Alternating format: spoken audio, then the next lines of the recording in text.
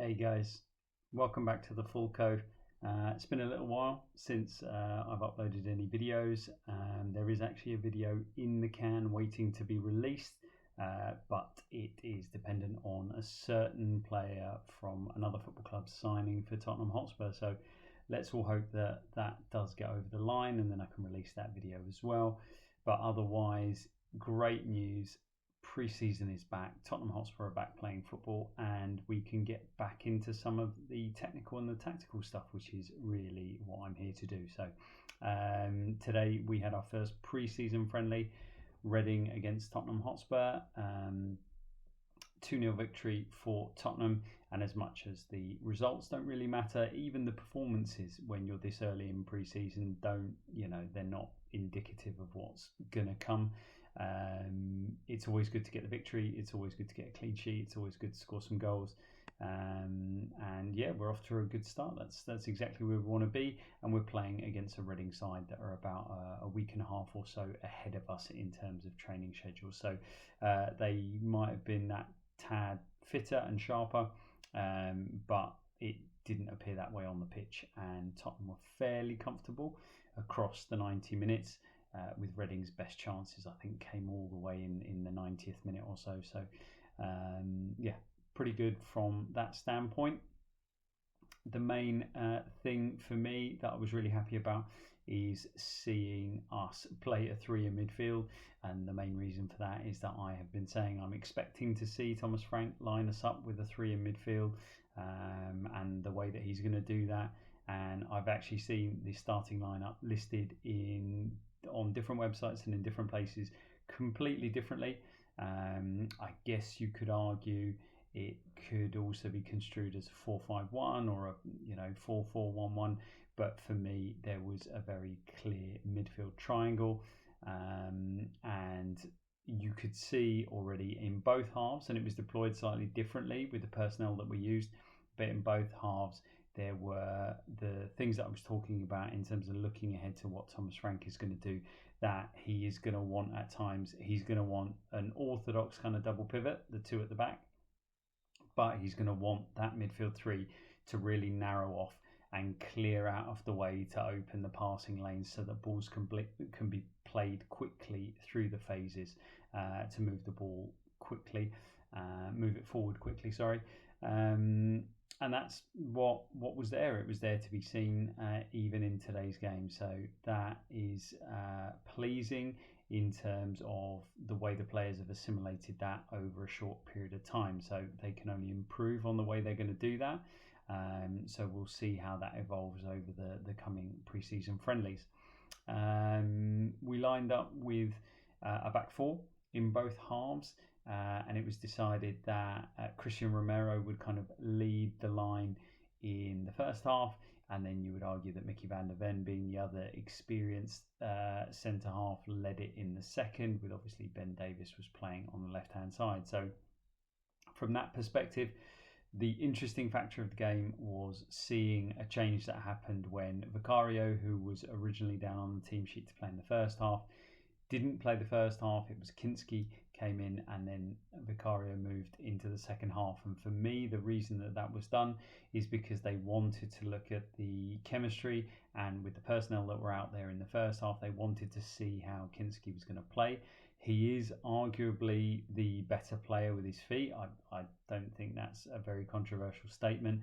And he was pretty good. He was pretty tidy with his feet throughout the first half. There were a couple of misplaced passes, that didn't go to their man, but largely speaking, he's very comfortable, he's very confident with his feet, and he's got good distribution, and he can do it off both feet. So that was pleasing.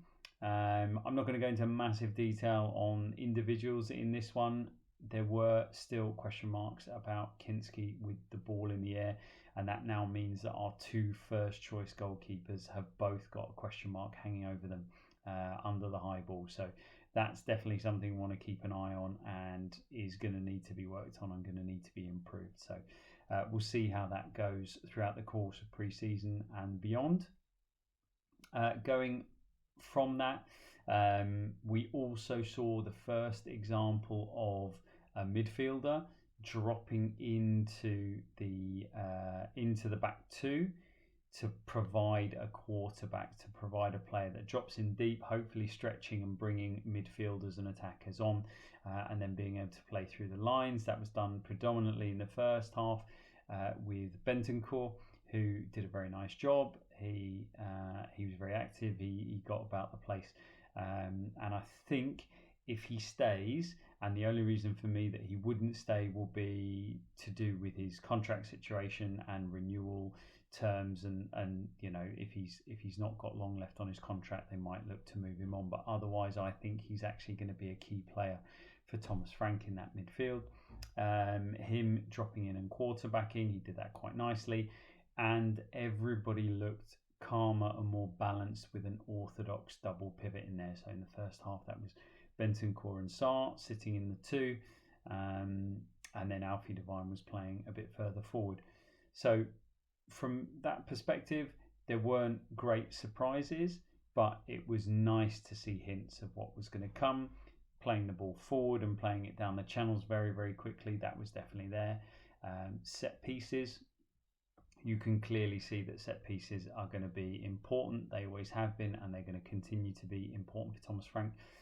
Delivery was fairly direct. There was a couple of times that we changed it up. We went backwards, we went short, but largely speaking, from corners and advanced positions, that ball was getting delivered into the box with good quality. Porro, we know he's got that quality of delivery. It was also really good to see that Kudus brings that to the team as well. So he had some very nice deliveries on his left foot, moving over to the opposite side to deliver into the box and in over the keeper onto the 6-yard line. So another string to his bow.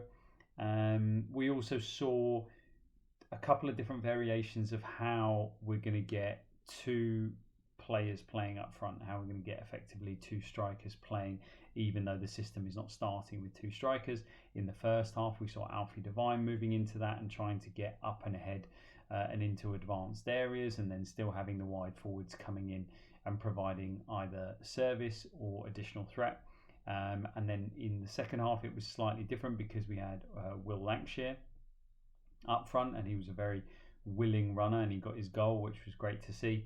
But we were also looking at rotating players. So there were times where Son would rotate, he would come inside, and then Jamie Donnelly would go from the inside of the wide forward position, he'd go out to the left hand side, and then you could very much see Son then driving forward. He would have driven forward in that particular situation, but on the couple of occasions that I noticed it, we ended up being pressurised and moving the ball backwards. But you could definitely see that there's one eye on that rotation, and then the player who comes in is going to attack.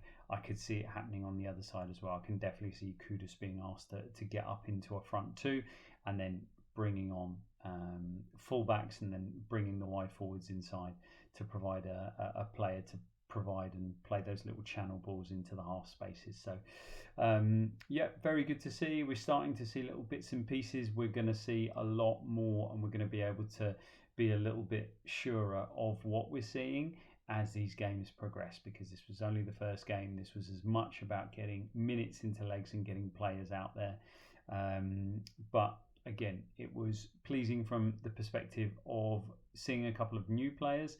And obviously, Luca has had the game of his life, the debut of his life for the first team. He gets himself a block on the line, he gets himself an assist, and then he gets himself a goal as well. So all in all, not a bad day's work for a centre half. There is definitely something about him for a young man, for a player so young, just 18 years old. He's physically imposing, his presence. He is an absolute unit, which you could see when he was standing next to Kudus celebrating his goal. But there's just something about him, and sometimes you see a player and you just think, yeah, there's something here.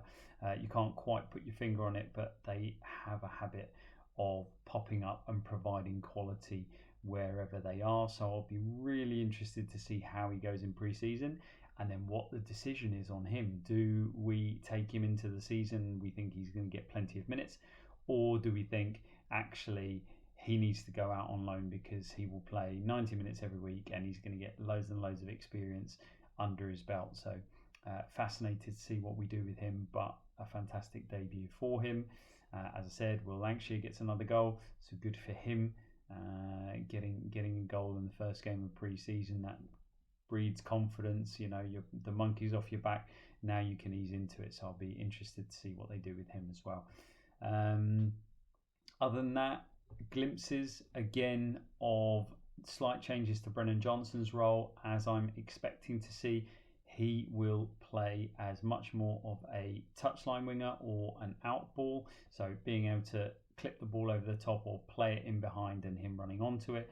And there were a couple of occasions where we did free him up nice and early, and then there was delivery from him, which is different delivery to the one that he was providing under Postecoglou, kind of that whipped across the front of the defenders, obviously them facing their goals across the front of the defenders. That ball was gone. There was some clipped and lifted crosses, which is a bit of a departure from that. So interested to see where we go with that one as well. Mikey Moore struggled. He didn't have a great influence, but he had his moment. He had a little moment where he was attacking down the left-hand side.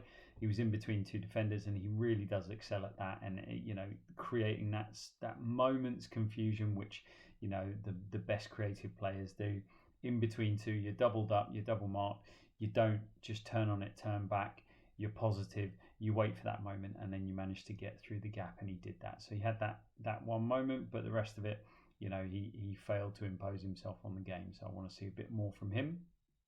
And yeah, probably if you're looking at Son staying at the club, you probably say, right, it's loan time for him. But again, there are decisions to be made with some players about not letting them go out because you want them to be club trained as well as homegrown and these kind of things. So some of the loan decisions will also have to factor that in, of these young players who have to have an unbroken spell at the club before they can go anywhere. So he struggled a little bit. I mentioned Benton, Sarr. Again, hints of what I think we could see from Pap Sarr, which is being a quite orthodox number 6 in a double pivot. He's got energy, he's got legs, and he's got plenty of quality. He's a bit inconsistent, and certainly he gives the ball away a little bit too easily. But he's got the attributes to be able to play in an orthodox double pivot, and we saw a bit of that alongside Bentancur, and there were nice hints and signs that could be a very effective kind of 2 in that area, even if we don't bring in what everybody's clamoring for, this incredible number 6. So again, one of those to kind of keep an eye out as we're moving through these pre-season games and how he's deployed, but he can obviously be pushed forward into the 8 as well. In the second half, looking at the midfielders, Berival failed to really get into the game.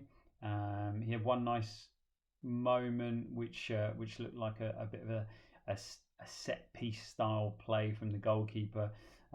He comes into the number 6 position to pick up the ball, and then a quick turn off his right foot, spins and plays it into the fullback, who has slightly inverted, who has come inside to come and get the ball, or can even be out on the touchline and get the ball. And it was Jed Spence picking up the ball. He did it once, it worked really well. Reading cottoned onto it. He went to do it again and gave the ball away in the area. And there was a moment where you were worried he'd brought the Reading player down trying to win it back, and he was about to give away a penalty. So he needs to learn from that. But he didn't really get into the game, so we're going to want to see more from him. Son really struggled. Really difficult game for him. He looked way off it, and I know he's only just back, so I'm not one of these people that's jumping on Son or is talking about this decline that everybody seems to think is really evident, and I'm not quite sure of.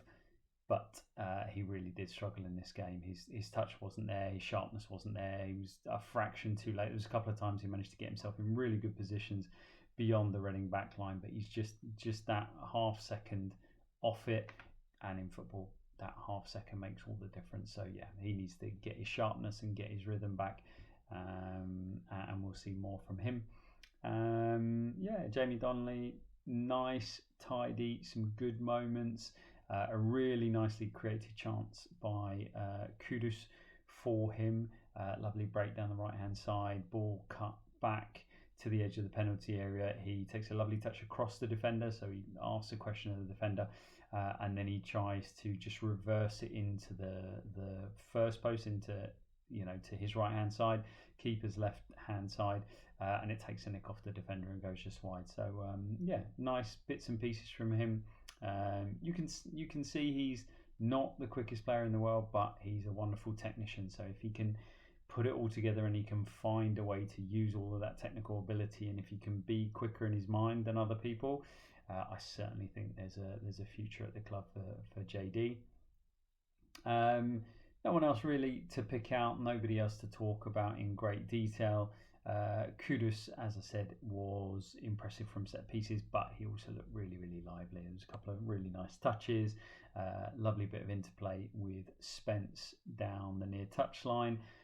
He looked sharp, he looked aggressive, he looked dynamic, and that's exactly what we're going to want from him. So yeah, as we see him doing more of that, we're going to want him to connect all his passes, keep giving those assists. He's already got himself one, and then we're going to want to see some finishing from him as well. But overall, good day at the office, a good first pre-season game. We're not going to get carried away by this at all, but by the same token, the team did what they needed to do. They got minutes in their legs. It didn't look like there were any injuries, touch wood. So yeah, a good day all round. 2-0 victory, and we move on to the next game. So yeah, let's see what happens. Obviously everybody's focus turns back to transfers now in between friendly games, but we'll keep our eye on what's happening and any bits and pieces that we see. I'll leave it there. Have a great rest of your weekend, everyone, and as ever, come on top.